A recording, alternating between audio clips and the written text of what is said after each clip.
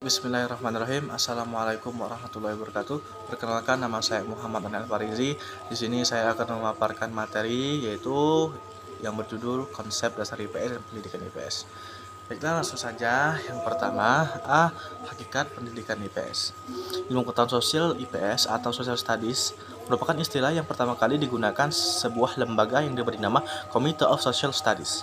Berbagai kompetisi dari pembelajaran IPS Social Studies dapat diuraikan dalam 3 dimensi sebagai berikut. Yang pertama, personal, mencakup persoalan tentang karakter individu sebagai bagian dari makhluk sosial dan kompetensi individu dalam berpartisipasi sosial. Kedua, sosial mencakup attitude dan kecakapan sosial, skill yang mampu memotivasi individu dalam memahami pembelajaran IPS di sekolah. Tiga, kultural mencakup kepemilikan kepercayaan atau ideologi yang mendasari individu dalam perilaku sosial. Selanjutnya, B, istilah IPS dan pendidikan IPS.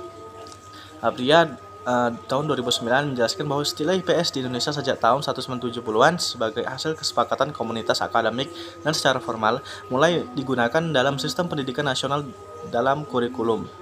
Ada beberapa pengertian IPS sebagai ilmu sosial menurut beberapa ahli, yaitu menurut Nasution tahun 1975, IPS adalah bidang studi yang merupakan fungsi atau paduan sejumlah mata pelajaran sosial. Jika Joko Dikarjo 1982 mendefinisikan IPS sebagai perwujudan dari suatu pendekatan interdisiplin dari ilmu-ilmu sosial.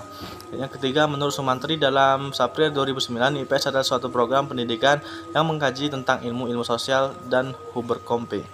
Selanjutnya, ada beberapa istilah yang dilaksanakan dengan IPS, yaitu pendidikan masyarakat, pendidikan kemasyarakatan, pendidikan rakyat, community education, extension education, dan juga ada 4 peran pembelajaran IPS, yaitu memperkenalkan konsep-konsep yang berkaitan dengan kehidupan masyarakat dan lingkungannya.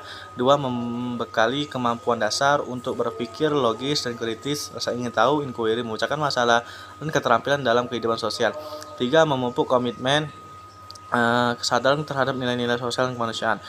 4. Membina kemampuan berkomunikasi, bekerjasama, dan berkompetisi dalam masyarakat yang majemuk. Baiklah, yang terakhir yaitu perkembangan IPS.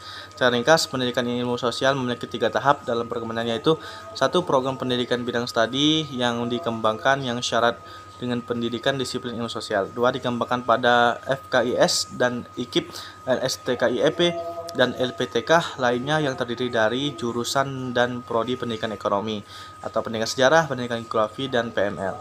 3. Yang terakhir, perubahan kurikulum pada tahun 1979 menjadi IPS